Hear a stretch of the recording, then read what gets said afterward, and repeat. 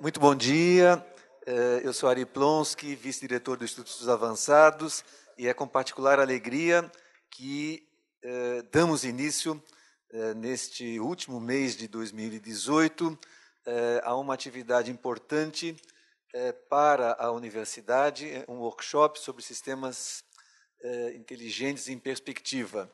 Eu cumprimento todos que vieram, todas que vieram, e, em particular, o professor Silvio Canuto, nosso pró-reitor de pesquisa, o professor Oswaldo, mais conhecido como professor Chu, todo mundo conhece carinhosamente como professor Chu, que, entre outras funções, é o presidente da Comissão Especial de Regimes de Trabalho, a Ana Paula, e tantos outros colegas que estão aqui, e temos também colegas que estão à distância, que depois teremos aí a quantidade. Eu queria brevissimamente só dizer o que nos traz aqui neste período do ano em que está todo mundo já pensando na festa de fim de ano, nas correção de provas e nas pendências de relatórios a fazer. Essa ocasião, esse encontro nosso, que eu acho bastante oportuno, ele tem raízes em iniciativas anteriores. No ano passado, nós fizemos, junto com a Pró-Reitoria de Pesquisa, um workshop estratégico sobre a aprendizagem de máquina na Universidade de São Paulo. Enfim, há outras iniciativas, mas, concretamente, essa iniciativa ela surge, como frequentemente, de um acaso, de um encontro fortuito e de conversar. Em começo de julho desse ano, num evento em que a reitoria buscou aproximar os docentes e as docentes recentes da universidade, ou seja, que têm menos de 10 anos de atuação como colegas de docência, uma das pessoas que fez uma exposição era o presidente da CERT, o professor Chu, e que faz todo sentido, e que todo mundo esperava, que focalizasse como a CERT enxerga o passado, o que a pessoa fez, para ver se ela está fazendo jus ao regime de trabalho, particularmente ao RDIDP, que é o regime preferencial. E, para surpresa geral, inclusive minha, disclaimer, eu não estava lá por ser docente com menos de 10 anos de USP, estava lá por uma outra razão. Mas o professor Chu começa com um tópico que ele acentua, que é um tópico super importante para a CERT, que é o futuro. Então, ele faz uma apresentação de futuro focalizada em sistemas inteligentes, aprendizagem de máquina, inteligência artificial, os nomes variam um pouquinho. Eu pergunto, depois do evento, eu vou a ele e digo, olha, aqui no IA nós temos 3 grupos mexendo com isso, Teixeira Coelho daqui a pouco deve estar, o professor Teixeira Coelho, para apresentar um resultado concreto já inicial, mas seria interessante se o professor Chu pudesse vir, então, ao IA, a gente faz um seminário. Ele fala, pois é, mas que coisa. Ele, o professor Chu, está conversando com o professor Canuto, porque há uma percepção de que há muitas iniciativas na universidade dispersas e que a Pró-Reitoria de Pesquisa, na sua função natural, estava pensando de que maneira pode-se criar um processo de articulação dentro da nossa cultura, que não é uma cultura impositiva, é uma cultura de atração.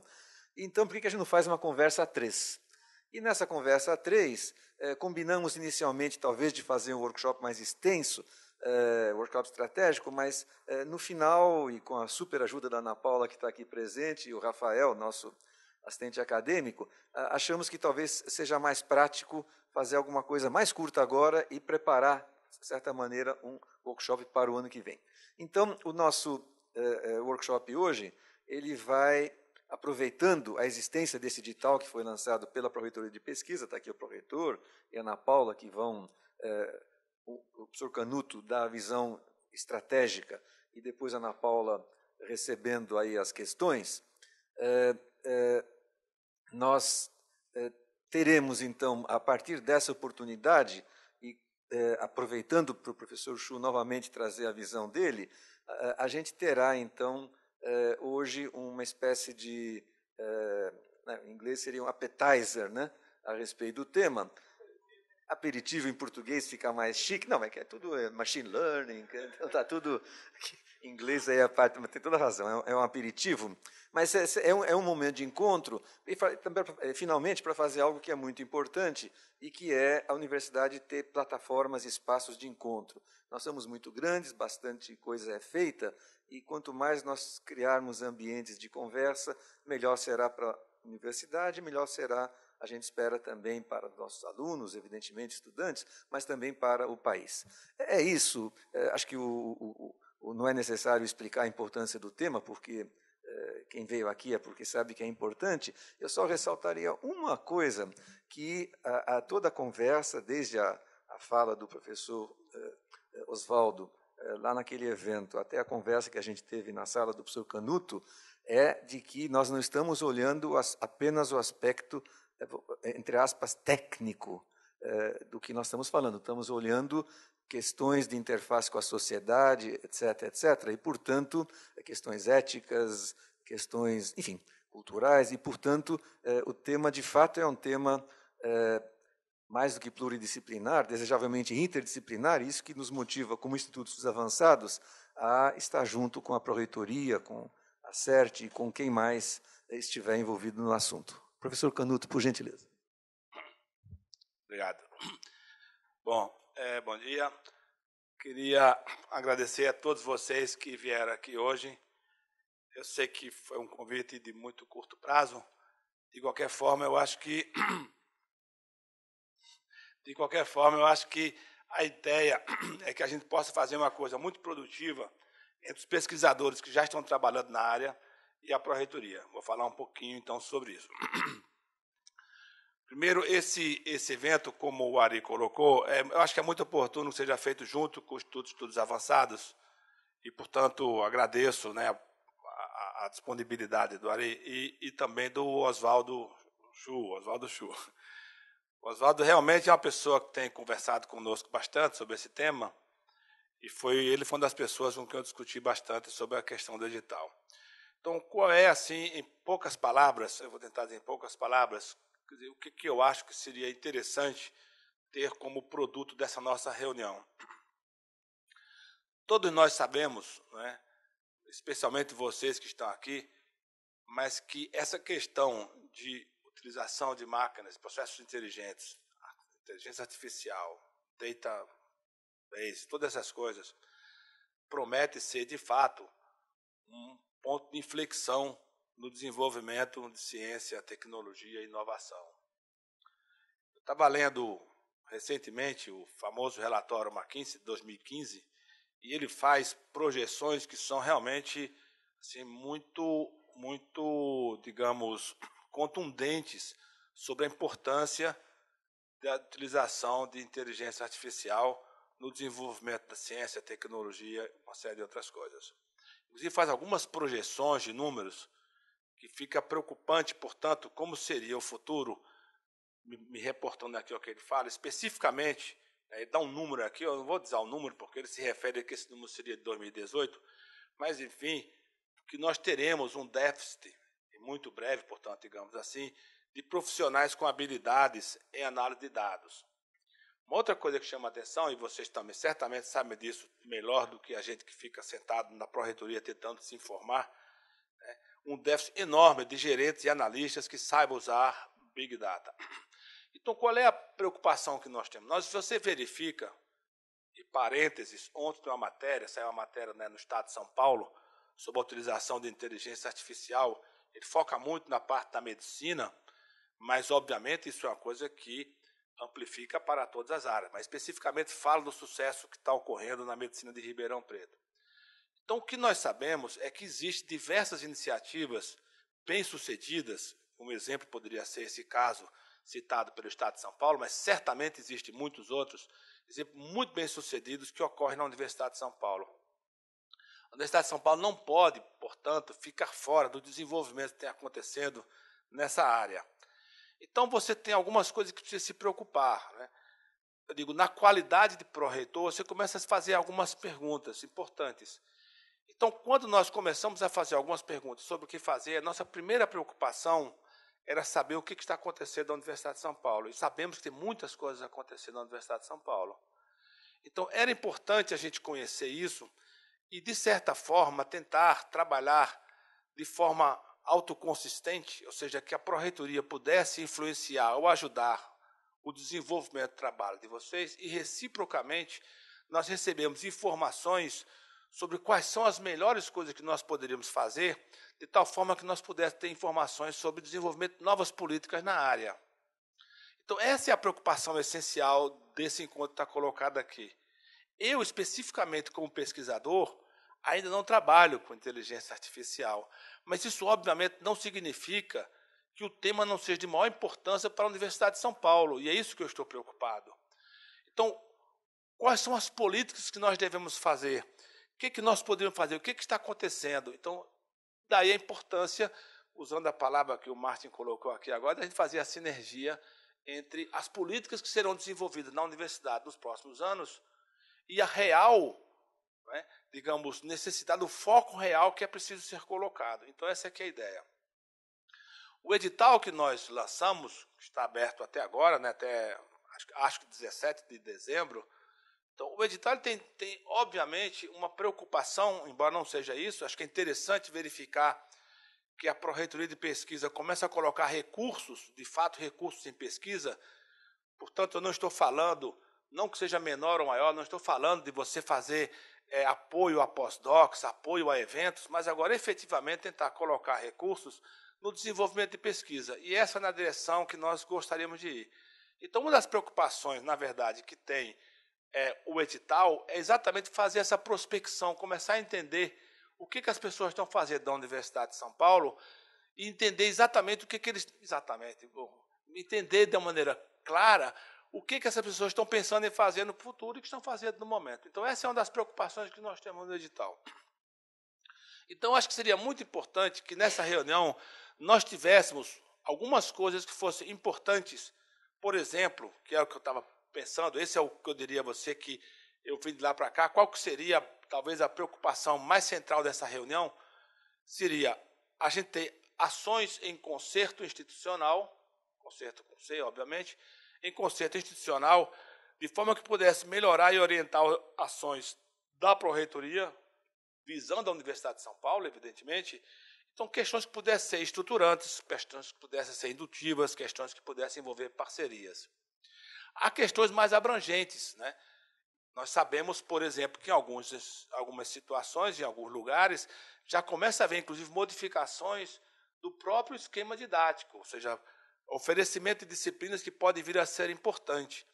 Isso é uma coisa que transcende um pouco a Pró-Reitoria de Pesquisa, mas que, obviamente, nós teríamos todo o interesse em participar de um esforço nessa direção, se é isso que vai ser diagnosticado como uma das ações possíveis.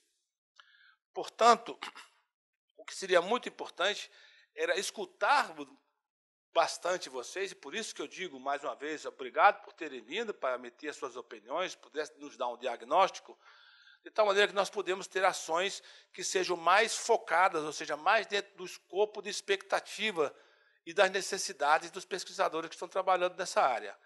Então, essa é uma questão que eu acho que é, de fato, fundamental para nós. Ou seja, a USP ela é atuante como pesquisadores e nós gostaríamos de ter a USP atuante como instituição também.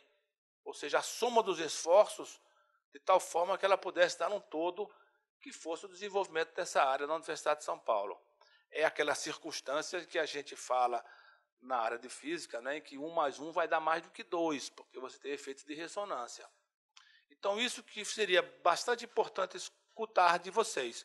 Nós temos, daqui a pouco, o Oswaldo Show falará, eu sei que nós vamos ter também uma apresentação do Teixeira Coelho, e eu queria, portanto, aqui, rapidamente, antes de encerrar, fazer 2 pequenas considerações. Primeiro, o agradecimento, mais uma vez, à Ana Paula Magalhães, que é nossa assessora, que foi quem se envolveu, do ponto de vista da Pró-Reitoria, com a realização desse evento, do ponto de vista da Pró-Reitoria, evidentemente.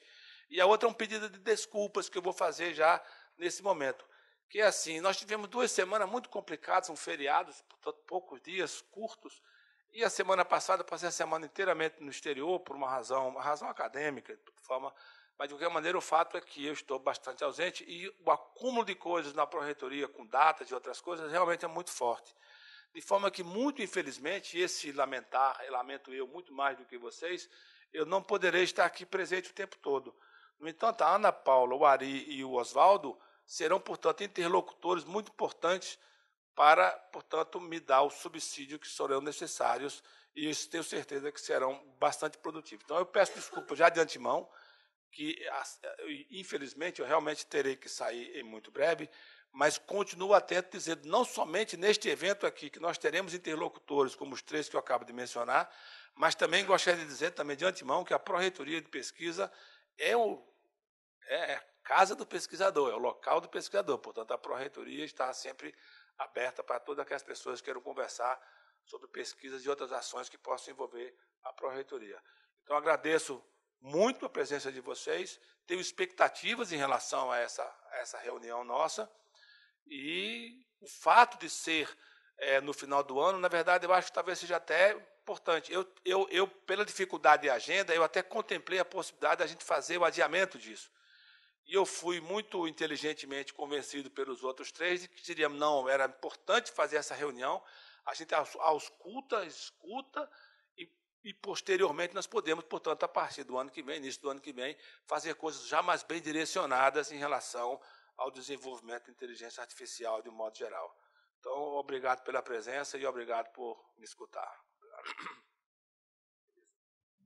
Professor Canuto, muito obrigado. Eu sugiro que nós nos sentemos para a gente agora passar a palavra para o professor Oswaldo, e a gente então fica mais confortável, e o professor Oswaldo assume agora a batuta. Bom dia a todos. Queria começar agradecendo ao Ari, a Ana Paula e o Silvio pela honra que me dão de poder falar para vocês hoje, e, obviamente, a vocês pela presença.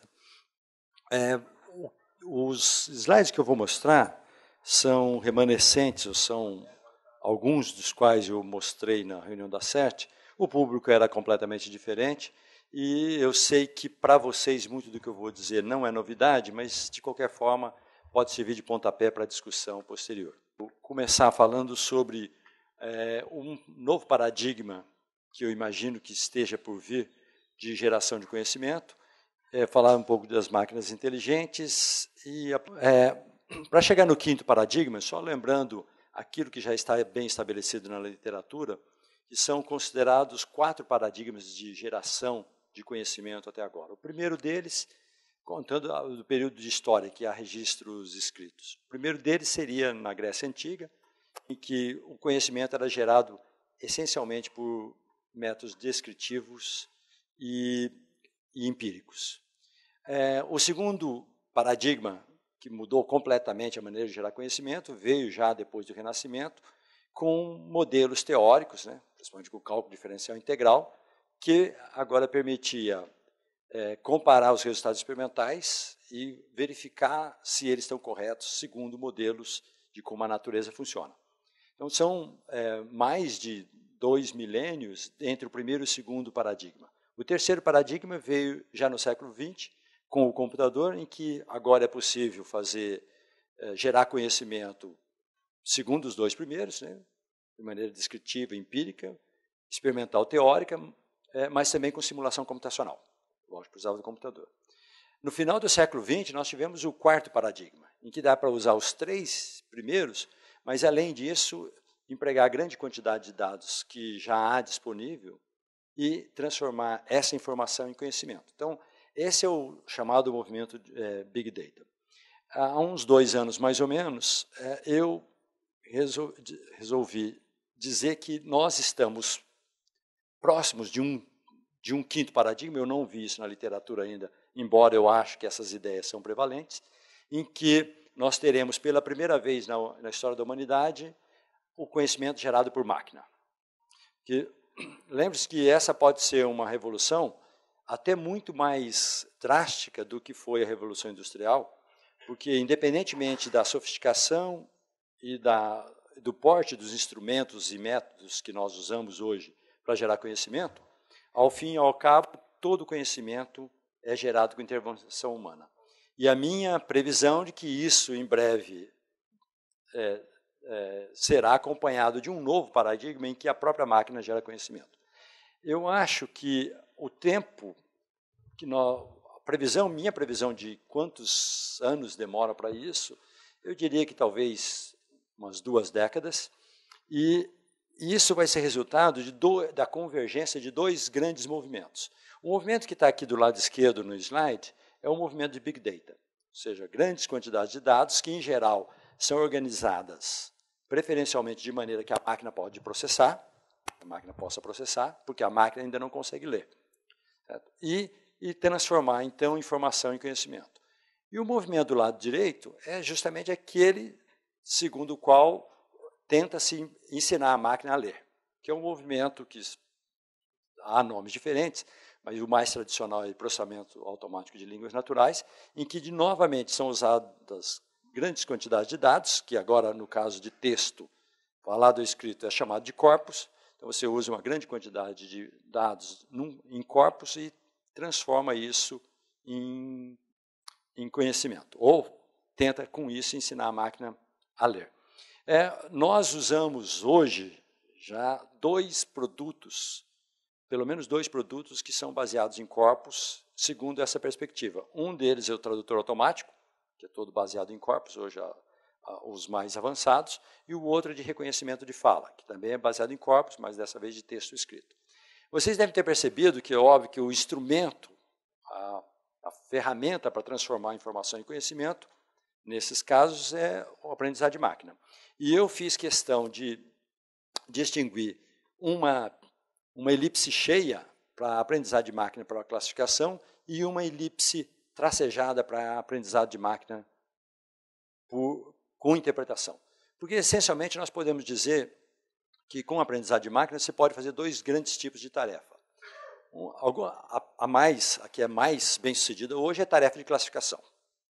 Uma analogia que alguns autores americanos empregaram é como achar agulha no palheiro. Embora para o humano achar agulha no palheiro é extremamente difícil, para a máquina não é se ela tiver grande capacidade. Então, a classificação, como no caso, por exemplo, de reconhecimento de face, que é algo como achar agulha no palheiro. Então, para esse tipo de tarefa, os algoritmos de aprendizado de máquina já funcionam muito bem.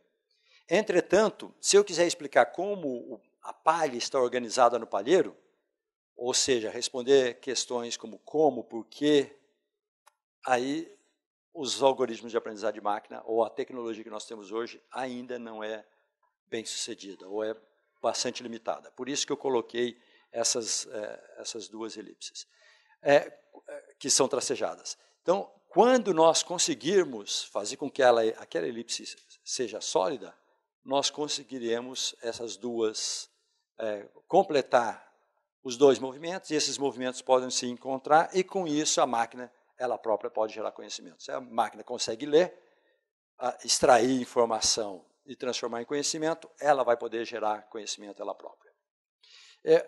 Algumas das coisas que são necessárias para isso estão em curso, muitos textos e aprendizado de análise de textos, muitos dados de todas as naturezas, teóricos, experimentais, simulações computacionais.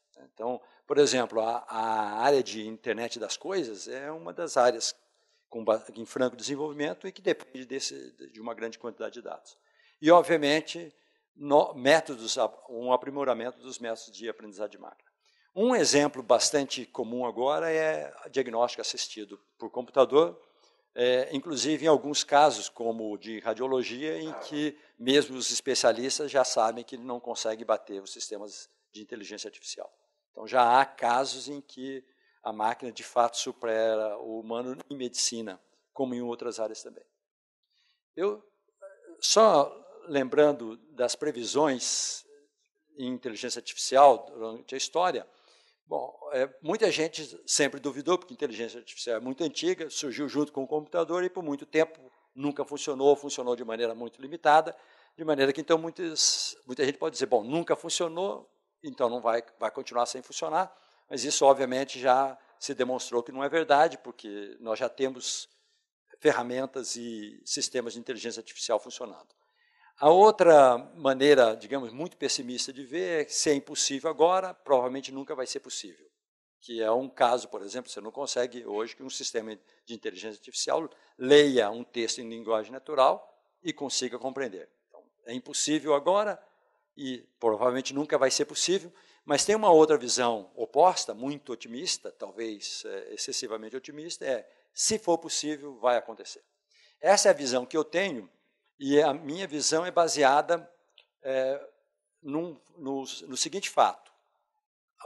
A maneira como a máquina aprende não é diferente da maneira como os humanos aprendem. Então, quando as máquinas tiverem a mesma capacidade de processamento e memória, e obviamente em algumas aplicações já tem muito mais, as máquinas vão poder também realizar as tarefas intelectuais. Então, eu trouxe um exemplo de ciência de materiais, eu sei que tem alguns físicos químicos por aqui, mas só para mostrar que, para algumas áreas, só faz sentido fazer pesquisa se você estiver usando sistemas de inteligência artificial ou aprendizado de máquina.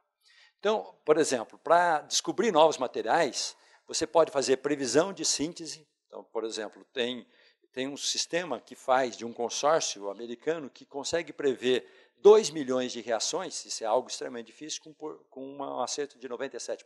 Até vou mostrar no próximo slide.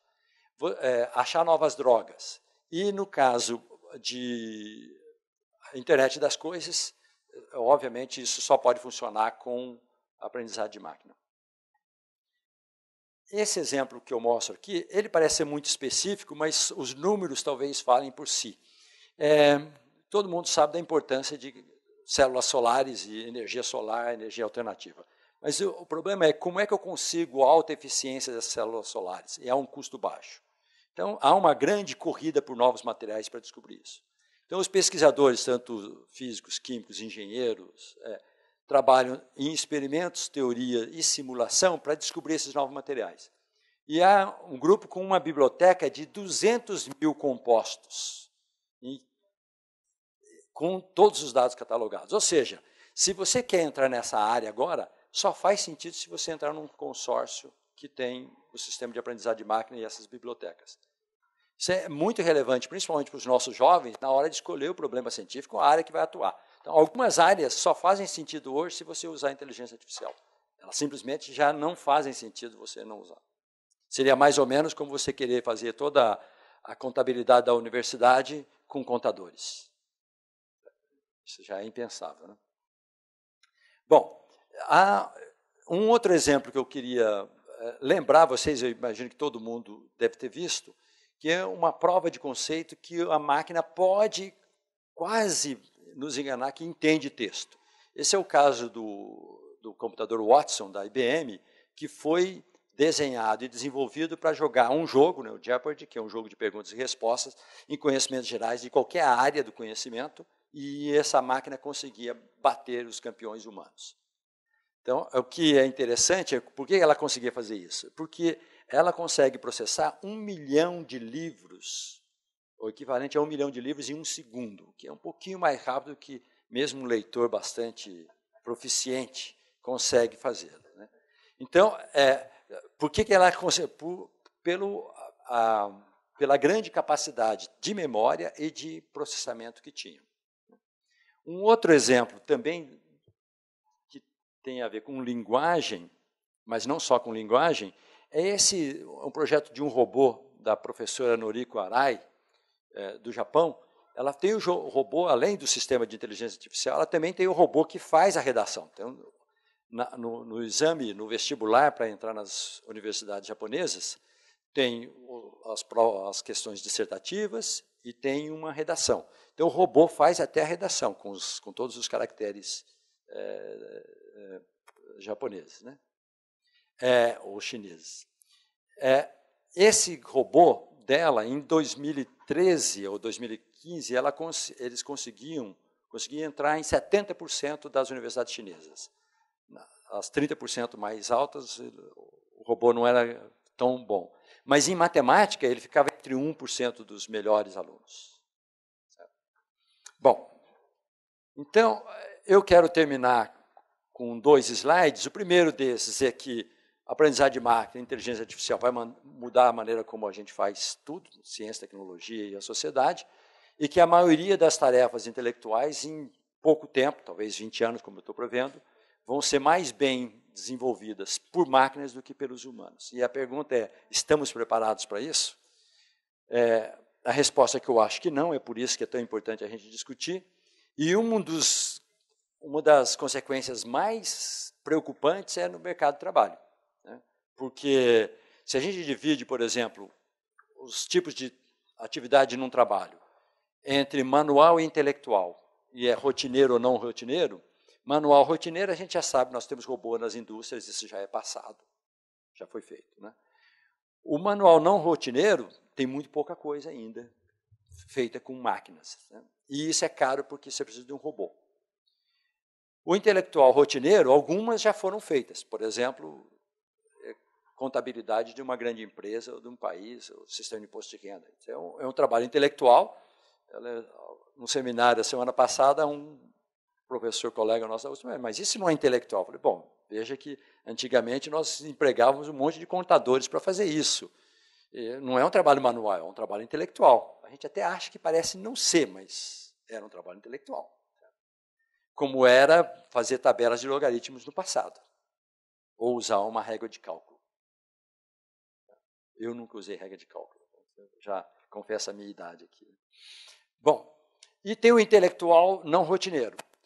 O intelectual não rotineiro, obviamente, vai ser mais difícil que o rotineiro, mas ainda assim, ele provavelmente vai ser mais simples substituir com sistemas inteligentes do que o manual não rotineiro, que é isso que é uma coisa incrível, né? Então, por exemplo, eu tenho um experimento virtual de uma máquina que gera um resultado num projeto de pesquisa. Então, eu dou todos os passos e depois eu digo, uma máquina já tem tecnologia para fazer isso hoje. Uma pesquisa que eu poderia aplicar, fazer um mestrado ou doutorado na universidade. Só que aí eu escolhi que área para fazer esse exercício. Eu escolhi a minha área de processamento de línguas naturais, que é software. Eu não escolhi a minha área de física e química porque tem experimentos. E aí é muito complicado você ter um robô que vai na geladeira, pega as coisas, faz o experimento, usa uma seringa. Então, isso é muito difícil. Então, não é muito complicado imaginar que nós, humanos, em algum momento, possamos ser auxiliares das máquinas para isso. Eu sei que já tem isso em ficção. A Amazon treinou aquele sistema inteligente, Alexa, para laboratório, para um experimento específico. E aí, então, o sistema deles verificava o que é que o pesquisador tinha que fazer. Qual experimento? De que maneira? Porque tinha muito mais capacidade de ver a literatura, de ver os procedimentos todos, e dava ordem para o humano fazer, né? Então, isso é algo que pode estar acontecendo.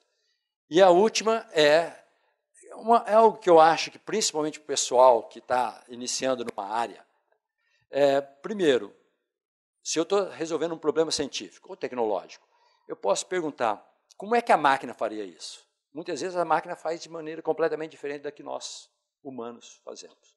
E a segunda pergunta, tem certeza que a maneira como você está resolvendo o problema, né, não poderia ser feita de outra maneira, pensando no sistema inteligente? Então, são perguntas que a gente tem que se fazer hoje para a escolha de novos problemas, para a escolha da área de pesquisa, bom, e mesmo para o desenvolvimento da sociedade. Obrigado.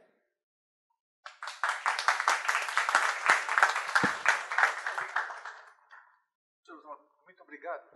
Muito obrigado. Eu penso que trouxe food for thought, trouxe exemplos concretos e trouxe perguntas provocativas. Aceitaria um pouco de diálogo? Só pedir para fins de...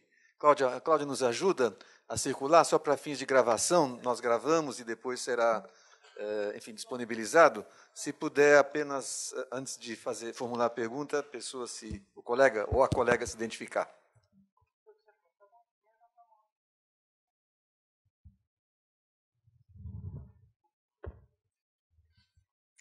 Bom dia, tudo bem, Xi? Meu nome é Jaime Sistema, sou professor da Poli. Uma questão interessante hoje, na parte que você mostrou de processamento de linguagem natural, é que, digamos, a maior parte das pesquisas são feitas na língua inglesa, né? Então, a gente tem, talvez estrategicamente, um mercado muito grande para atuar em português. Sei que lá em São Carlos tem grupos meninos. Queria que você falasse um pouquinho sobre isso. Bom, essa abordagem de aprendizagem de máquina é vencedora em processamento de línguas naturais. Essa é uma discussão que que durou décadas, mas praticamente isso se dissipou, então todo mundo sabe que a aprendizagem de máquina é a tecnologia melhor para a aprendizagem de máquina. Grande parte do que é feito hoje com aprendizagem de máquina, grande parte é independente de língua, à exceção de se conseguir os corpos e a anotação dos corpos. De maneira que, então, nós temos ainda uma janela de oportunidade bastante grande nesse quesito e também nas diversas aplicações mais sofisticadas, porque as grandes empresas têm atuado naquilo que é mais visível do mercado, por exemplo, tradutor automático. Revisor gramatical, por incrível que pareça, ainda não tem, porque a Microsoft domina o mercado e ela prometeu substituir o sistema baseado em regras por um híbrido, que tem uma parte de aprendizagem de máquina e outra parte por regras, mas ainda não o fez, a gente não sabe bem por quê. Então, mas essa, por exemplo, é uma área que pode ter uma atuação grande, porque aí a dependência da língua é grande. E há muitas outras aplicações, por exemplo, a direito. Em direito nós temos uma vantagem enorme, não só porque nós temos um paradigma de direito diferente do mundo desenvolvido, principalmente do mundo anglo-saxão, como também tem a língua é parte essencial. Então eu acho que, em processamento de línguas naturais, nós podemos ter grandes avanços e o Brasil ser protagonista no desenvolvimento de sistemas inteligentes. Então, é uma área que eu acho que a gente deveria tentar investir bastante. Posso só pedir para o Jaime falar um pouquinho do... Não, é que tem uma iniciativa que a gente lançou, acho que foi ano passado, um grupo chamado Logorithms, que envolve professores da Faculdade de Direito, nós, professores do IME. Então, a gente estava realmente interessado em potenciais aplicações de inteligência artificial em direito. Em particular, a gente participou de um evento no Conselho Nacional de Justiça, no passado, e eu posso assegurar que, digamos, existe interesse, acho que, das instâncias dos tribunais superiores, e eles estão assustados, bem assustados com o impacto que isso vai ter da área e digamos, querer governar isso de uma maneira melhor. Então, eu vejo realmente que esse tipo de aplicação é uma janela de oportunidade para a gente. Eu tenho bastante expectativa que no edital teremos muitas dessas propostas, né? Porque precisamos, né? Bom dia. Eu sou Kátia Rubio, da Educação Física, mas sou psicóloga e trabalho com interpretação de texto. E o que nos mobiliza a participar é que nós estamos com um projeto com o pessoal de São Carlos e da FEFELESH para trabalhar com a interpretação de mais de 1.400 entrevistas que nós temos em busca de interpretação. Nós estamos... Diagnóstico. Não é diagnóstico, porque a gente trabalha com narrativa biográfica. Então, a gente está em busca de algumas questões que nos parecem universais, pela disposição que nós já tivemos de fazer uma interpretação prévia, e nós estamos agora nessa construção possível das interpretações dessas narrativas que são de atletas do Brasil inteiro. Né? Então, é uma questão que envolve a língua portuguesa e que, enfim, que vai desde indicadores de perfil psicológico até dados demográficos fundamentais, pensando na educação, na questão do desenvolvimento do esporte dentro da escola. Como é que você vê isso? Gostaria de saber. Bom, essa é uma área assim, que eu acho que já tem bastante pessoal interessado para várias possíveis aplicações. Eu pensei em diagnóstico, talvez pudesse ser diagnóstico, isso é uma coisa que tem sido feita, dá para fazer diagnóstico a partir de análise de texto. Como outros exemplos de análise de texto, a importância crucial é porque língua natural é o segundo, o primeiro tipo, primeira maneira, a primeira linguagem do conhecimento. Né? Então, se pensar nas linguagens do conhecimento, as linguagens que nós, humanos, aprendemos e transmitimos conhecimento. A linguagem natural, português, inglês, chinês, a linguagem dos formalismos matemáticos, né? Então, matemática, e a linguagem artística. Né? Então, a linguagem natural é a primeira, a mais importante linguagem do conhecimento. Então, todas as aplicações que envolvem linguagem para a inteligência artificial, acabam por ter um valor enorme, porque as consequências também são muito grandes. Tanto é que, veja, quando o computador começar a ler e interpretar, ele pode gerar conhecimento. Então, o limiar, o ponto de inflexão para ter geração de conhecimento das máquinas é o computador compreender linguagem. Então, esse tipo de trabalho que vocês fazem funciona como um embrião daquilo que pode ser feito. Hoje a gente trata casos mais ou menos isolados, justamente porque eu não tenho capacidade, a máquina não tem capacidade de interpretação. Esse é aquele problema. Então, nós tratamos casos mais ou menos isolados, o direito, em casos bem específicos, para diagnóstico de doenças, por exemplo, a Alzheimer já tem sido detectado com análise de texto, porque é possível verificar a mudança no padrão de texto de pacientes que têm Alzheimer e alguns que têm uma deficiência cognitiva anterior ao Alzheimer. Essa é até mais importante, porque você pode, com um diagnóstico precoce, retardar o aparecimento dos sintomas do Alzheimer. Então, essa é uma área de grande futuro e eu espero que vocês perseverem. Oi, bom dia. Meu nome é Fábio Cosme, eu sou professor da Poli e eu trabalho na área há bastante tempo aí, certo? Assim como outros colegas, o Jaime, por exemplo, que me precedeu. Inclusive, eu tive a oportunidade no ano passado de organizar o workshop de aprendizado de máquina que o professor Plonsky mencionou. Sim. E foi, curiosamente, o workshop com o maior público da história do IA até aquele momento. Né? Então, foi assim, acho que a área está em real ebulição e tem despertado muito interesse. E, recentemente, inclusive, lá na Poli, a gente começou um centro de ciência de dados e um centro que foi anunciado no Jornal da USP. Sim. Eu acho que muita gente nos procurou e tal. E eu acho que esse movimento não é só da USP, não é só do Brasil, todo mundo. Então, uma coisa que eu queria sugerir para os órgãos superiores é que fosse dado o maior ênfase possível para dar suporte a iniciativas que fossem entre unidades, entre grupos. Porque o que acaba sendo importante é você ter os dados. É difícil ter dados, né? Às vezes alguns têm dado, outros não têm dado. Uma coisa que também eu acho que acontece muitas vezes, até meio anedoticamente, assim, a gente recebe, olha, eu sou de tal área, eu tenho um monte de dados, por favor, resolve meu problema. Isso também você não consegue resolver, porque você tem que entender o problema, né? Então, eu acho que seria interessante seguir aquilo que tem sido feito, por exemplo, em Stanford. Stanford tem chama Data Science Initiative. E Harvard, curiosamente, tem uma iniciativa com o mesmo nome, Data Science Initiative.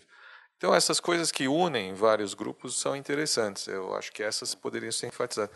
E nesse sentido, eu tenho uma pergunta. É sobre o edital. Não sei se o edital está em discussão agora ou depois. Mas é o seguinte, eu queria saber se é possível, se há alguma intenção de dizer, olha, é tantos por unidade, ou é um por unidade, ou é um por departamento. Porque, por exemplo, na Poli, eu estou vendo aqui, tem um monte de gente da Poli aqui. Eu acredito que vai ter um monte de projetos. Vai ser um por unidade, vai ser um por departamento, vai ser um por grupo. Outra coisa que eu também queria saber, é razoável você ter um docente em mais de um projeto? Porque o que acaba acontecendo, se você tem institucionais com vários departamentos, várias unidades, assim, tem um sujeito que está trabalhando com a medicina e vai estar lá, mas vai estar com você numa técnica também. Então, eu queria saber se isso é permitido e se é valorizado, vamos dizer assim. Você tem gente de outros departamentos, de outras unidades, se é possível, tem vários projetos. Então, o que for possível esclarecer, eu agradeço. A Ana Paula vai responder as questões, mas deixa eu só mencionar responder o seu primeiro comentário, Fábio, que é excelente. Eu acho que o espírito do edital, como eu entendi, é exatamente esse que você mencionou logo no início. Porque você vê, naquela modalidade de até R$80 mil, você pode fazer articulação de grande projeto, inclusive com instituições do Brasil e do exterior.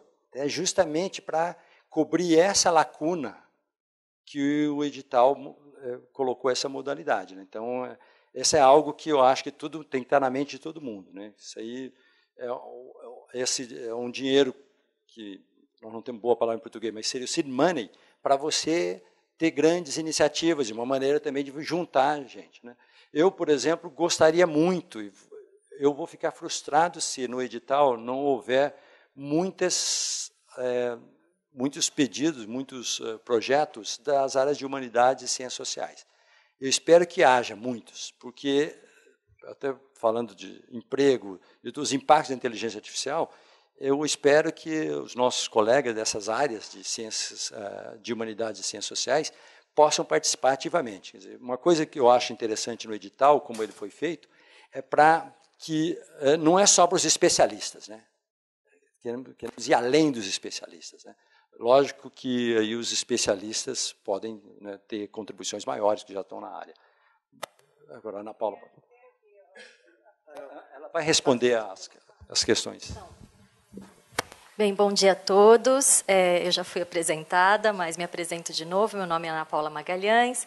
Eu sou assessora de programas e eventos da Pró-Reitoria de Pesquisa. Estou aqui representando a Pró-Reitoria e também o professor Silvio Canuto, que teve que se ausentar. Bem, eu também sou professora da Faculdade de Filosofia, Letras e Ciências Humanas. Eu sou do Departamento de História, especificamente a minha área de História Medieval, que não me impede também de pensar em ferramentas de inteligência artificial, claro, mas, enfim, a minha finalidade aqui, de fato, é divulgar o edital. Em primeiro lugar, a respeito da possibilidade de um professor integrar projetos diferentes. Acho que isso é possível e é desejável. Não vejo nenhum problema, porque isso é natural. Nós não queremos criar nenhum tipo de critério artificial para separá-los das suas pesquisas. Então, sim, é possível. E com relação à distribuição de projetos por unidades, bem, nós temos, em primeiro lugar, uma restrição orçamentária, né, de 1 milhão, e nós procuramos sempre fazer um balanceamento com relação às áreas.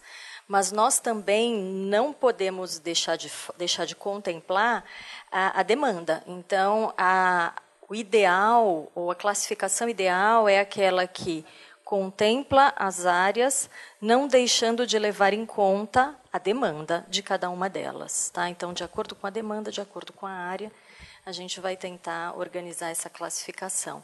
E, por fim, só para seguir aqui o que o Oswaldo falou, eu também vou ficar muito frustrada se não tiver nenhum projeto de ciências sociais e humanas, mas a gente acho que já tem uma perspectiva aqui, então convido a professora a submeter projeto.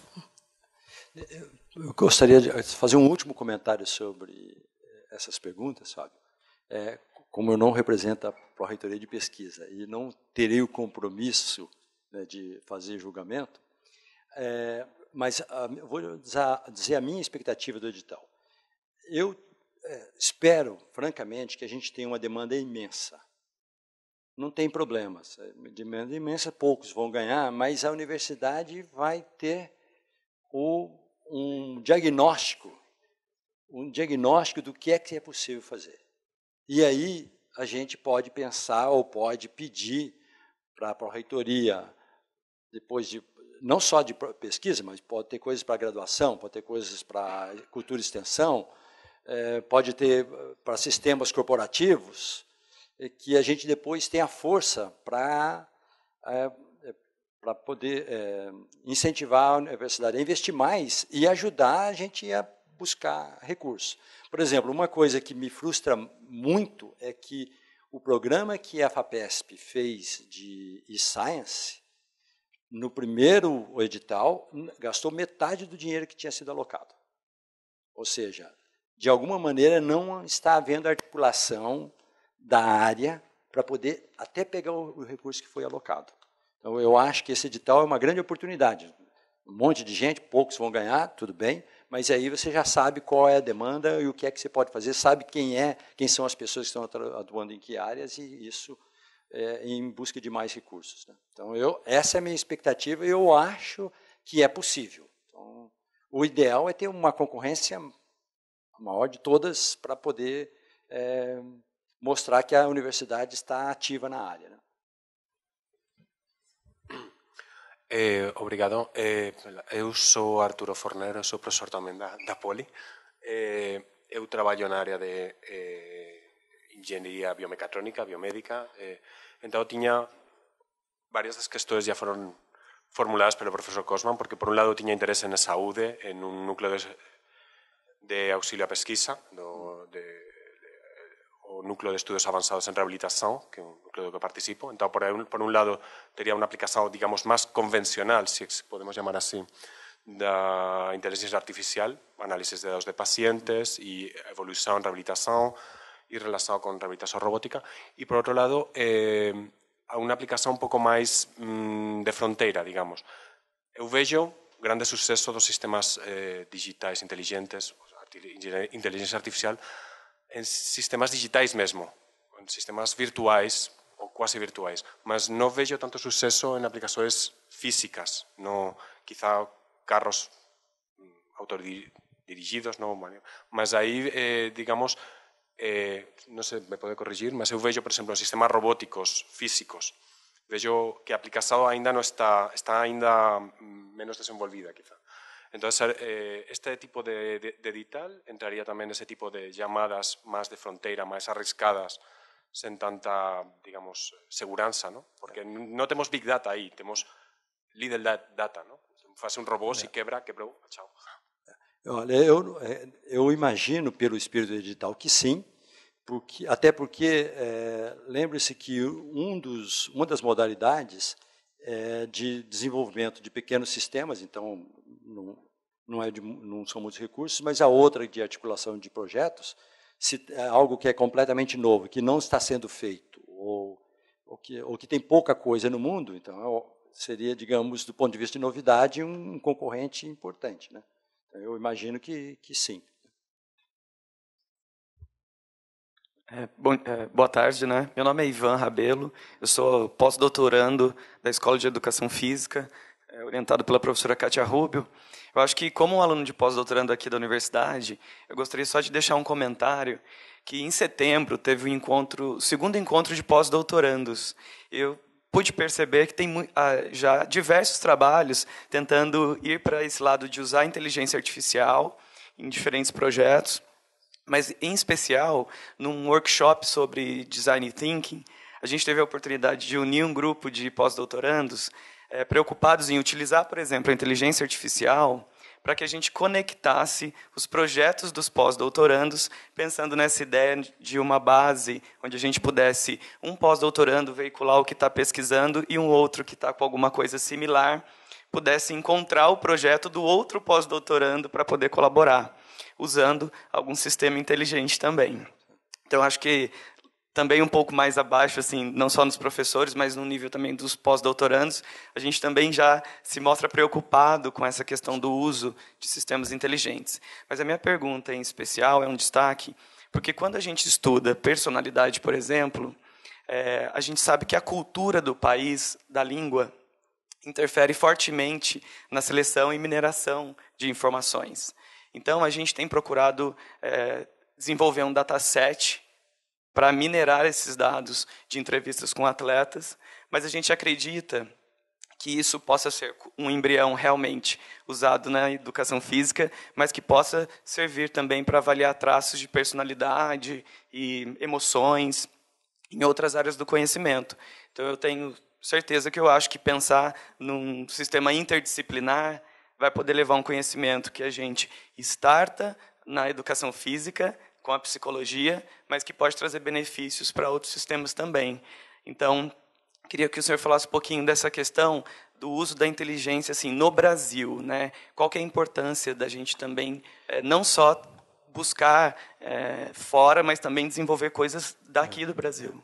Bom, eu acho que aí a melhor justificativa para isso é que nós temos um país com 220 milhões de habitantes, com uma economia grande, e é impossível você pensar em comprar tecnologia sempre.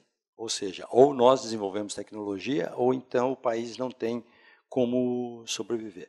Lógico que há outras questões muito importantes, como a educação, que é o mais sério que nós temos, né?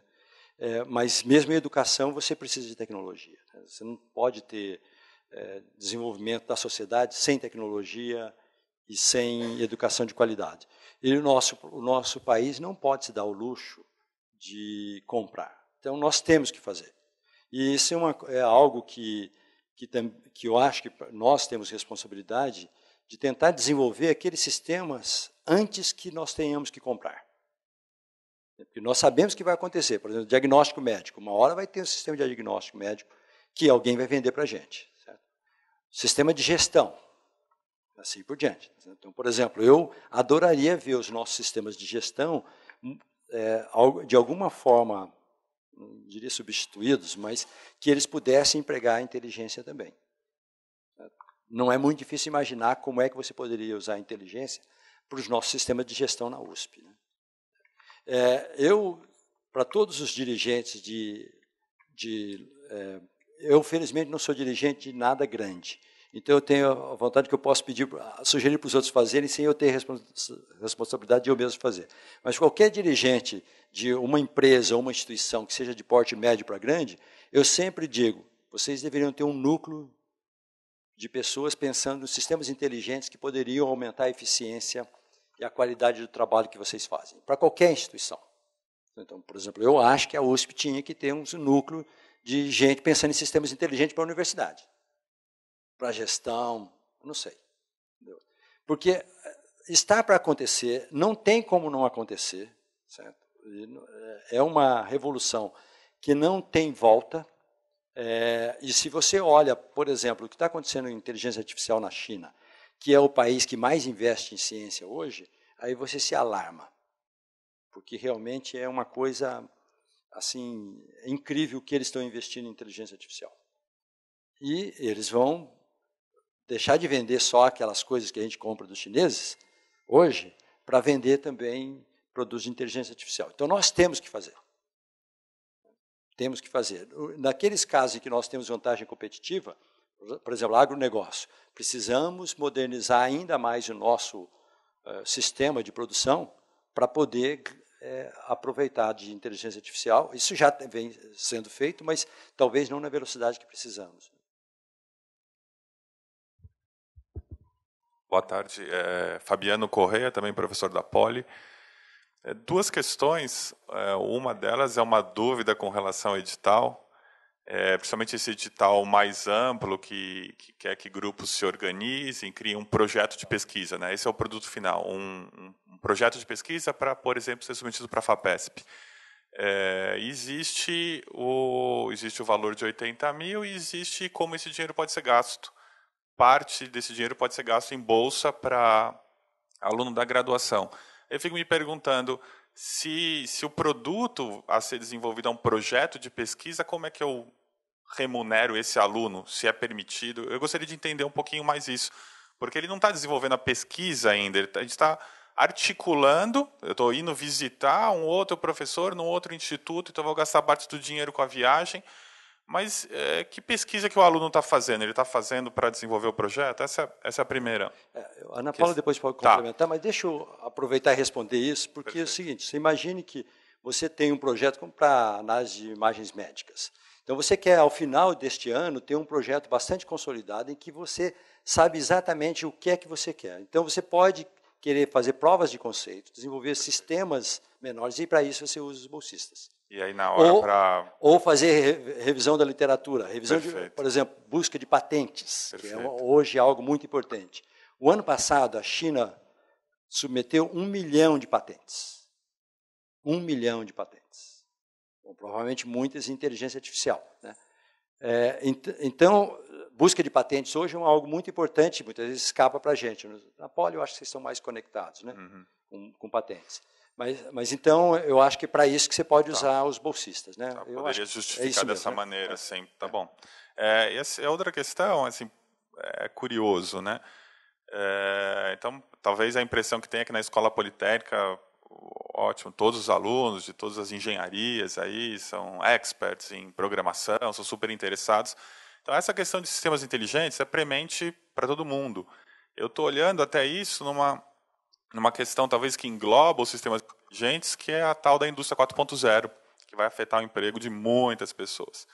E eu sou, na verdade, um engenheiro mecatrônico, aluno aí de muitos dos que estão aqui, da Poli, e fui parar no departamento da engenharia de construção civil, que é uma realidade totalmente diferente. Então, hoje em dia, eu tenho uma grande dificuldade de que os alunos da civil façam o trabalho que eu estou tentando desenvolver. Ok, é excelente que tenha um centro, que a gente forme cientistas de dados, programadores, que eles possam atuar em várias áreas, ou na área de humanas também.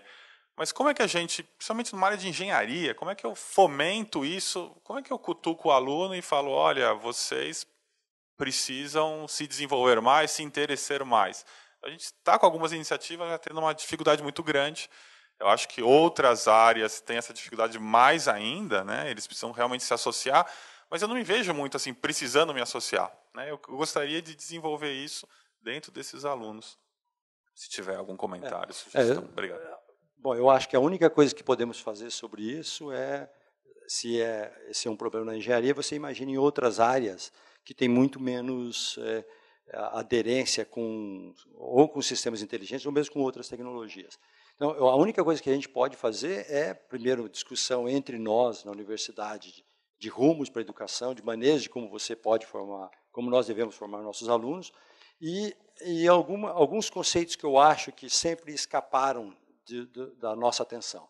O primeiro é que, desde criança, todo mundo diz, eu quero ser alguma coisa. Você pensa sempre na profissão e não na formação. Isso, em algum momento, precisa mudar. Outra coisa é que nós tratamos matemática como disciplina, quando, na verdade, matemática é linguagem. Então, como matemática é linguagem, você teria que ter todo mundo que sai da universidade com alguma proficiência mínima nessa linguagem, porque sem essa proficiência, muitas coisas você não consegue fazer.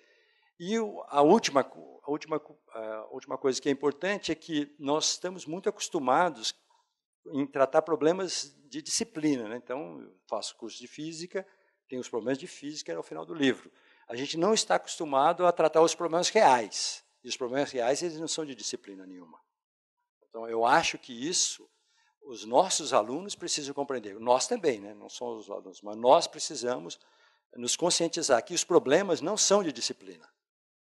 E, portanto, a gente, em algum momento, precisa aprender um pouco mais, dependendo do problema que nós queremos resolver, precisamos aprender um pouco mais de outras áreas, né? Por exemplo, nas minhas áreas de pesquisa, não existem problemas que sejam só de física, não existem. Então, ou eu aprendo, ou eu me conecto com gente de outras áreas, ou eu não tenho como resolver.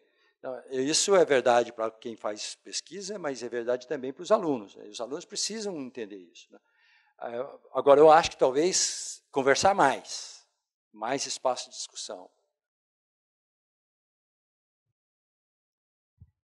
Bom, boa tarde já. Diana, aqui da Faculdade de Educação, atualmente na direção do Instituto de Estudos Brasileiros. Estou amando essa história de contemplar ciências humanas, viu? Estou gostando, estou me sentindo contemplada, estou me sentindo feliz, estou esperando que esse edital realmente atenda a algumas especificidades das humanidades. E como das humanidades, diferentemente da Poli, e para mim toda essa é uma discussão bastante nova, e eu estou tentando entender o que acontece, né? Então, eu tenho algumas dúvidas que têm a ver com o edital, mas também tem a ver com a própria compreensão do que isso significa. Então, lá no Instituto de Estudos Brasileiros, hoje a gente tem lidado, enfim, tem superado, ou está tentando superar o desafio de criar as nossas bibliotecas digitais, né? Mas hoje o desafio já não é mais a gente fazer as nossas próprias bases de dados. Hoje o desafio é interligar as bases de dados com outras bases de dados, que é isso que eu estou entendendo que nós estamos conversando aqui agora. Então, por exemplo, a gente tem propostas não só da Biblioteca MIN, da BBM, mas também da John Carter Library, de juntar tudo isso e fazer uma plataforma em que a gente possa pesquisar. E, para isso, eu preciso que essas bibliotecas conversem, né? E, para isso, eu vou precisar de uma coisa como essa. Então, eu estou entendendo que o edital contempla esse tipo de preocupação. Sem dúvida. É isso, né? Nesse sentido, como eu sou também bastante neófita, a pergunta é, eu posso usar esses dinheiros de serviços de terceiros para me ajudar a compor esse projeto? Porque, afinal de contas, assim, o que suporte que a universidade vai me dar para eu compor um projeto que seja minimamente competitivo, porque eu, de fato, para além do que eu já falei, eu não entendo muito mais, né? Mas eu entendo a necessidade, mas eu não sei como compor esse projeto. Então, essa é a preocupação. E, por outro lado, eu também queria interrogar, porque parece que o projeto tem que ser submetido primeiro à comissão de pesquisa da unidade, para depois ser encaminhado à pró-reitoria de pesquisa. Então, no caso de projetos que envolvam várias unidades da universidade, como é que a gente faz? A gente aprova em todas as comissões de pesquisa, ou é só na comissão de pesquisa em que o professor líder está enviando? Só para eu entender também o mecanismo, para não ficar barrado, por exemplo, por questões formais, às vezes, né? Eu espero que seja só por nada. Muito prazer, obrigada. Sim. Calma.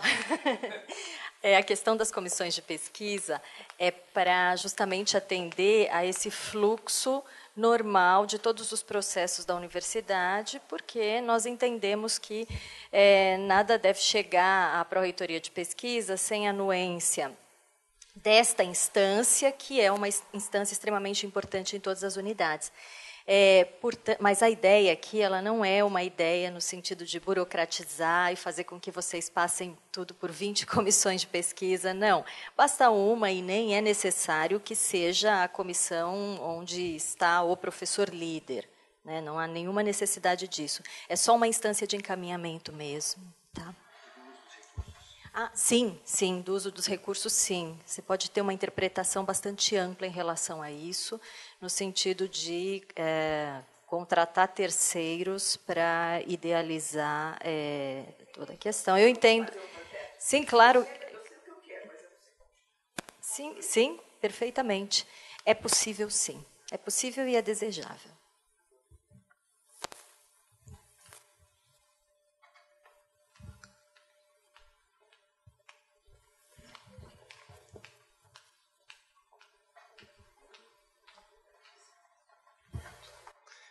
Boa tarde, meu nome é Alexandre Morelli, eu sou professor do Instituto de Relações Internacionais, mas eu sou um historiador das relações internacionais. E eu tive uma experiência de 3 ou 4 anos desenvolvendo machine learning na Fundação Getúlio Vargas antes de vir para cá. Tomei posse em março, então sou um jovem professor aqui da universidade. E eu acho que tem uma conexão entre algumas perguntas, inclusive da última colega, mas do professor Fábio e do outro professor da Poli, que, de uma certa maneira, tinha sido pensado dentro da Fundação, pode servir de exemplo para a gente pensar aqui, que é a barreira de aprendizado que nós temos para lidar com esse tipo de reflexão e desenvolvimento de tecnologia. A escolha que foi feita lá, não sei se é o mesmo modelo que o professor Fábio mencionou nos Estados Unidos, mas é de oferecer linhas de financiamento internas, incentivando parcerias com a Escola de Matemática Aplicada, porque o entendimento que a barreira de aprendizado é tão grande que não compensa nós, eventualmente não os alunos agora, porque estaríamos numa fase de transição para que os alunos tenham essa sensibilidade. Eu entendo que conversa e a divulgação das possibilidades é uma maneira de convencê-los, mas eu, pessoalmente, por ter vivido essa experiência durante 3 anos como historiador, desenvolvendo sistemas de machine learning para processar grandes quantidades de documentos, e nós estamos trabalhando agora com 4,5 milhões de documentos na plataforma que nós temos, que está online, um projeto que chama History Lab. Eu me convenci de que o custo para a minha aprendizado é muito alto. Então, sem querer colocar os colegas da Poli em maus lençóis, mas eu acho que é essencial incentivar essa parceria, mais do que o professor Fábio mencionou, né?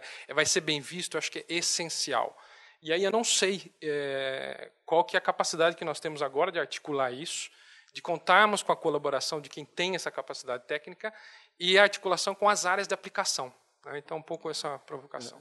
Eu imagino, depois eu acho que a Ana Paula vai complementar, mas digamos que, no seu caso, você tem, digamos, o seu já está mais ou menos resolvido, mas um caso parecido, em que há esse gap de conhecimento, de familiaridade com a área, você poderia ter uma proposta em que você tem claramente o objetivo, mas não tem o modo operacional para chegar naquele objetivo, e parte do projeto ser essa colaboração com o pessoal que já atua na área. Aliás, seria algo extremamente salutar, seria atrair potenciais usuários de sistemas inteligentes para o pessoal que já tem experiência e que pode ajudar muito, né? Então, eu acho que seria bastante bem-vindo, né? dúvida, concordo inteiramente.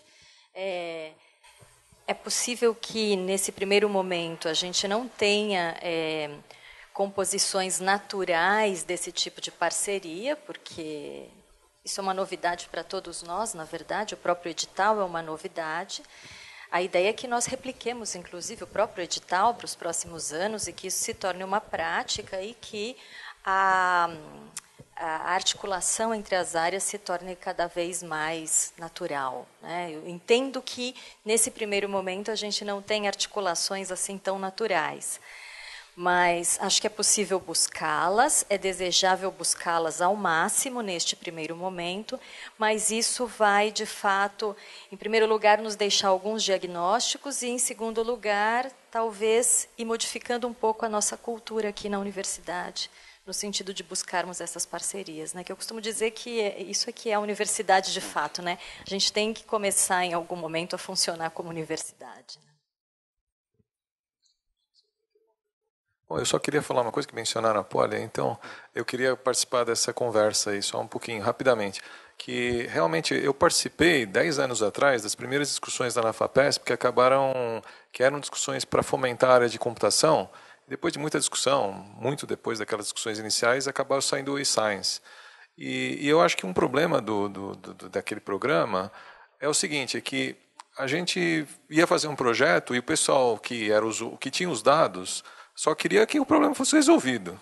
E o pessoal que tinha as técnicas só queria trabalhar nas técnicas. Então era muito difícil esse contato, né?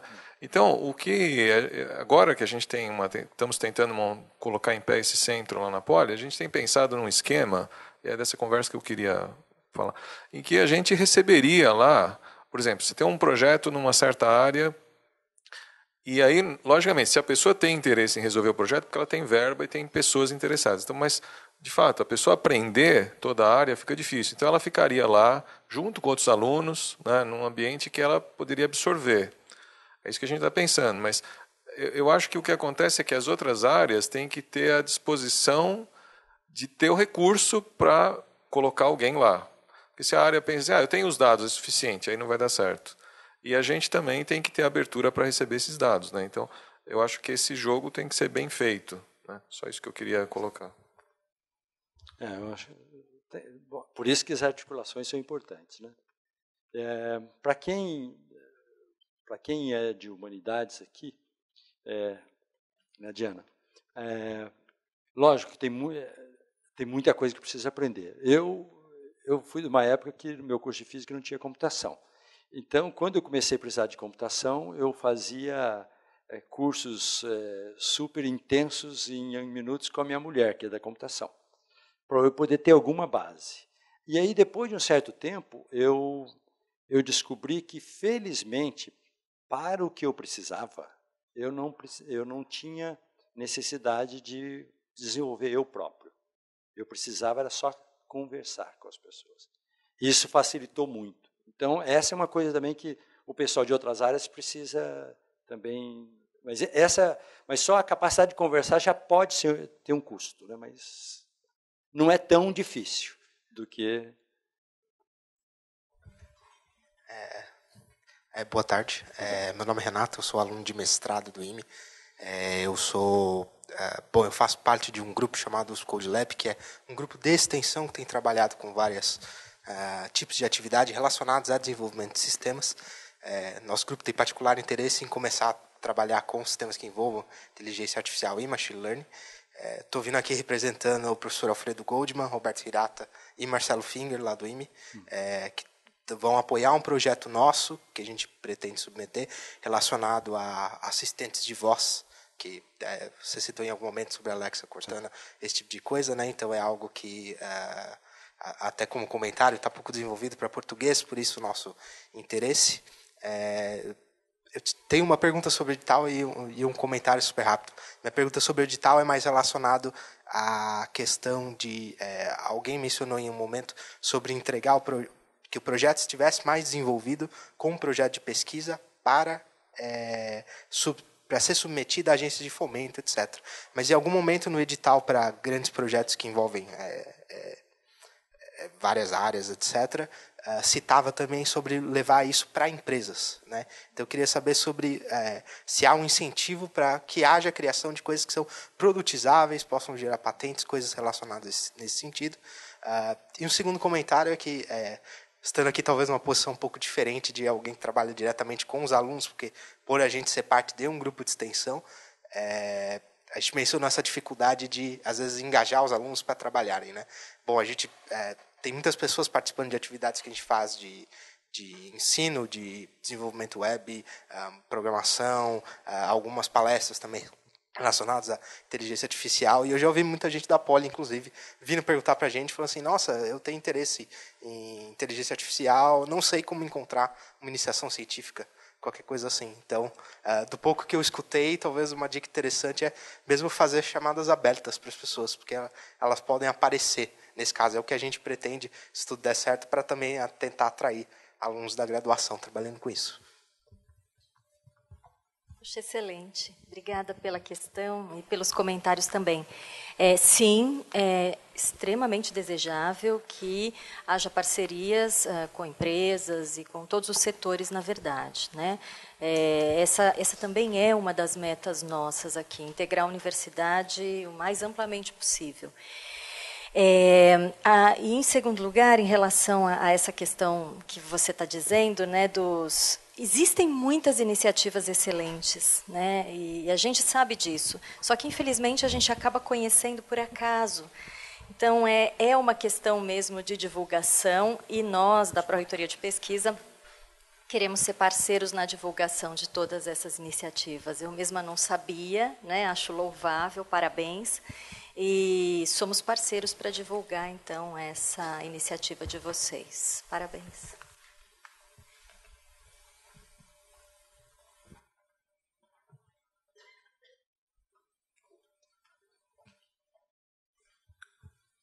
Quintanilha, também da Poli, mas as minhas dúvidas são mais práticas. Até o dia 17 já tem que ter passado na comissão de pesquisa e tem que ter o nome do aluno. Até o dia 17, sim, porque é a data do encerramento, então é o processo completo, até o dia 17. No dia 17 tem que chegar na Pró-Reitoria de Pesquisa. Né? O nome do aluno, eu imagino que não, né? Não. O nome do aluno não. O nome do aluno não.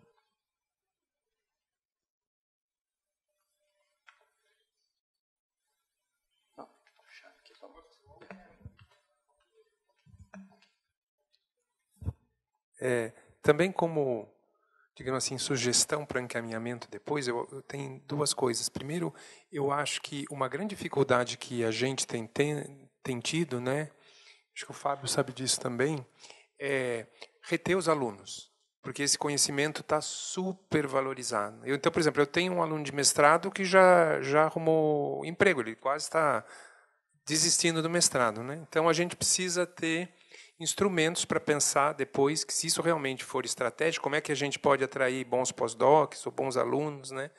Já que o mercado está nesse sentido. E uma outra questão em relação à área de ciências humanas, né? Eu acho também que a área de ciências humanas pode contribuir nesta reflexão sobre o papel desses sistemas, não do ponto de vista técnico, mas, por exemplo, questões éticas, né? A gente falou um pouco de classificador, né? O Shen falou bastante sobre isso, né? A gente não debateu um pouco, né? O que você faz com o resultado de uma classificação? Então, por exemplo, imagine um classificador que diz assim, a doença desse cara é grave e a doença desse cara não é grave, né? Então, eu tenho um budget e o classificador vai fazer isso. Se ele foi treinado com algum conjunto de dados, talvez incipiente, pode ser que o classificador dê uma resposta errada. Quem que vai ser legalmente responsável? Quais são as questões éticas em relação a isso? Então, eu acho que tem bastante campo para a área de ciências humanas de discutir o impacto desses sistemas. E não, é claro, é interessante o uso das ferramentas, mas eu acho que seria interessante se a gente tivesse projetos nesse sentido. Aliás, depois queria que você confirmasse, mas quando eu disse que ficaria frustrado de não ter muitos projetos, porque eu imagino não só de aplicação de sistemas inteligentes para problemas de ciências sociais e humanidades, mas também essas discussões que você acabou de mencionar. Legislação, por exemplo de legislação para sistemas inteligentes, carros autônomos. Então, essas coisas, nós precisamos de não só trabalhar com sistema inteligente, mas impacto no mercado de trabalho, possíveis soluções, mesmo que no projeto não haja ingrediente de sistema inteligente. Isso pode também, né? Eu imaginava que sim. Então, aliás, eu gostaria de ver muitos desses projetos, porque esses são talvez até mais relevantes do nosso ponto de vista como universidade, para a gente estar na fronteira da discussão de inteligência artificial no Brasil. Então, por exemplo, os juristas, onde é que estão os maiores juristas no país? Estão na nossa universidade, certo? Em média. Então, se a gente tem que estabelecer novas legislações para sistemas inteligentes, eu espero que saia da USP a maioria da nova legislação. Só complementando, essa é uma questão que me diz muito respeito também, porque eu faço parte do Comitê de Boas Práticas em Pesquisa da Pró-Reitoria de Pesquisa. E tenho uma certa experiência com o comitê, porque eu também sou do Comitê de Ética em Pesquisa da Psicologia, do Instituto de Psicologia. Então, isso é cada vez mais importante, esse tipo de debate é cada vez mais importante, mas é cada vez mais necessário também. A gente tem outras questões para lidar hoje e que precisam ser entendidas, que precisam ser discutidas a partir de um ponto de vista ético.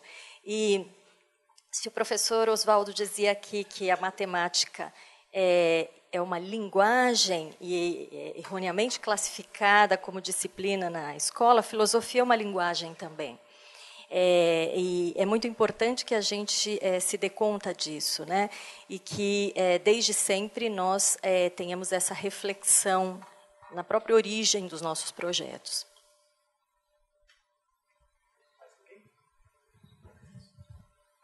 Então, eu queria fazer alguns breves comentários e alguns agradecimentos necessários.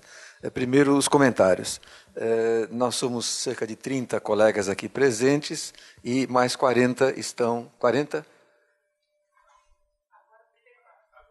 Bom, está na hora de almoço, né? Mas no pico que eu perguntei, nós tínhamos 40 colegas, possivelmente de outros campi, que não vieram para cá, portanto, num tempo recorde, né, houve uma adesão, né, de 70 colegas da universidade. A gente sabe como os colegas em geral, e as colegas em geral, têm compromissos, enfim, e, portanto, em dezembro mais ainda. Em segundo lugar, eu queria registrar que é uma particular alegria, embora haja uma presença maior de colegas meus da Poli, também sou professor da Poli, mas que temos uma variedade de pessoas em termos de origem aqui presente, e que a gente pode se encontrar e levantar as bolas, como foi levantada pelo professor Morelli do IRI, apenas para dar um exemplo, além, enfim, de outros comentários que foram feitos. Aliás, esse assim, isso que me dá alegria, né, estar no IA, porque a gente tem a obrigação de criar esses espaços e também frui muito, né, quando esses encontros acontecem. É uma coisa, a gente sente de fato, não numa multiversidade, mas numa universidade, o que nem sempre a gente percebe. Em terceiro lugar, queria, não evidentemente, resumir o que foi feito aqui, embora a gente tenha a obrigação de resumir depois para o professor Canuto, né, que nos deixou essa tarefa aos três aqui, mas apenas comentar que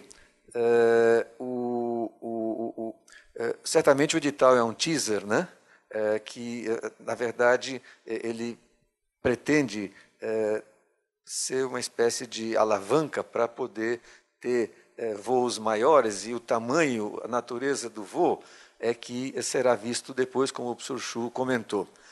E aí há uma questão importante que talvez a gente, de vez em quando, não tenha a clareza ou a iluminação suficiente, que é a questão do propósito. Ou seja, no fim das contas, sistemas e soluções e dados e o que a gente falou aqui, tem uma questão crítica que é para quê? O propósito para quê?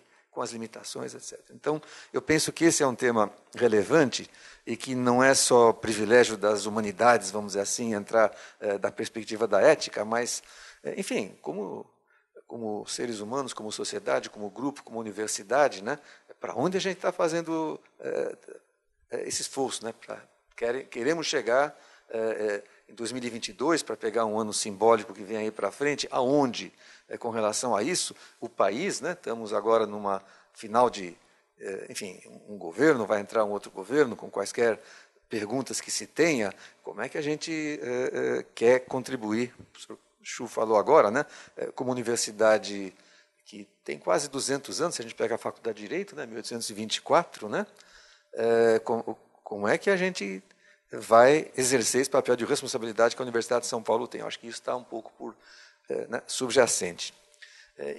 Um outro comentário é a questão que foi a primeira frase, eu acho que a primeira lâmina que o professor Chu apresentou. Eu aproveito para agradecer mais uma vez a sua disponibilidade de, enfim, estar aqui e compartilhar esse material que tinha usando o termo de físico, no sentido físico, me excitado, né, quando foi aquele outro evento, mas e que é a questão da mudança de paradigma, o quinto paradigma, né, e talvez, se eu posso fazer aqui não chega a ser um trocadilho, mas uma brincadeira, né, talvez a gente, nesse momento, está procurando migrar de e-science, né, o e-science em inglês, para I-science, né, e não é só uma letrinha que muda, o que muda. E aí eu acho que esse é um ponto importante. Finalmente, o último comentário é que nós, por alguma razão que não sabemos, né, a Cláudia está aflita, né, passou um tempo aflita tentando ver o nosso professor Teixeira Coelho, que alguma coisa aconteceu que ele não pôde vir, ele estava confirmado e reconfirmado, só não fazendo a apresentação que ele faria, mas só justificar, não a ausência, mas porque a gente fez o convite. O professor Teixeira Coelho é conhecido, acho que de vários de nós aqui, foi diretor do MAC, professor da ECA, sênior, etc., mas ele coordena aqui no IA um grupo chamado Humanidades Computacionais. Aliás, quando uma vez eu me perguntei, mas todo mundo chama Humanidades Digitais, né? Nós tivemos aqui a professora Jane Allmeyer, né, que do Trinity College de Dublin, né, que foi diretora do Instituto Similar lá e que coordena a Rede Europeia de Humanidades Digitais. E por que aqui nós chamamos de humanidades computacionais? Aí a resposta foi, porque vem aí a computação quântica. Então, digital pode ser limitante. Mas, enfim, o professor Teixeira Coelho, ele organizou, junto com o Itaú Cultural, que é um grande parceiro nosso, ele organizou na semana retrasada um super seminário de 3 dias, que está aqui no título no programa, Máquina, Inteligência e Desinteligência, Utopia e Entropia à Vista, em que vários dos temas aqui tratados foram comentados, lá que eu aprendi do logaritmo, né, que o professor Juliano, que está agora na Alemanha, fez a apresentação, e essas questões que foram apresentadas, né, se o carro bater, enfim, de quem que é, enfim, várias dimensões dessas foram apresentadas. Ele certamente não iria reproduzir 3 dias em 15 minutos, mas era só fazer um teaser, e esse material foi apresentado, foi divulgado, foi transmitido também em YouTube, né, pelo Itaú Cultural. Esse evento foi no Itaú Cultural e certamente está disponível. Então, eu vou depois só pedir para a Cláudia, que está aí, continua aí, se ela puder depois, com o professor Teixeira Coelho, primeiro esperando que nada de ruim tenha acontecido com ele, mas se puder identificar depois qual é o link, né, e a gente disponibilizar o link, não só como está no programa para a atividade do seminário que vai se realizar, mas também onde esse material pode ser acessado. Bom, então, sem mais, estamos um pouquinho antes da 1h, que era o horário limite previsto. Sem mais, eu reitero o agradecimento, em primeiro lugar, à Pró-Reitoria de Pesquisa, institucionalmente, né, por realizarmos esse evento conjunto, e boa parte dessa presença elevada foi porque a Pró-Reitoria de Pesquisa fez uma chamada, e aí a Pró-Reitoria de Pesquisa chamando, as pessoas ouvem, né? Agradecer em particular a professora Ana Paula, que trabalhou muito, toda hora lá com o Rafael, né, nosso assistente acadêmico, né, vamos fazer de que jeito, de outro jeito. Eu acho que, no final, foi muito bacana a solução que vocês deram. Agradeço enormemente ao professor Oswaldo, que, de certa maneira, foi o estimulador desse evento, né, se não fosse aquela sua apresentação que francamente me surpreendeu, né? O presidente da ACET falando sobre o futuro e não sobre o passado, né? A gente talvez não tivesse feito isso, e certamente também o edital, em grande parte, pelo que a gente sabe, saiu pela sua persistência, né, de conversa com a Pró-Reitoria de Pesquisa, de que esse, de fato, é um momento importante e que, portanto, a universidade tem que dar uma resposta à altura. Eu agradeço a equipe, né, a Cláudia, o Sérgio, o Jorge, o Rafael, que está organizando outras coisas, e se ninguém mais quiser se manifestar, só me resta desejar, primeiro, sucesso na preparação do edital, da proposta para o edital, e que, em segundo lugar, que desse encontro de hoje mais conversas fluam, e dezembro já está chegando, desejar também, então, um bom final de ano e um excelente 2019 para todos nós. Muito obrigado.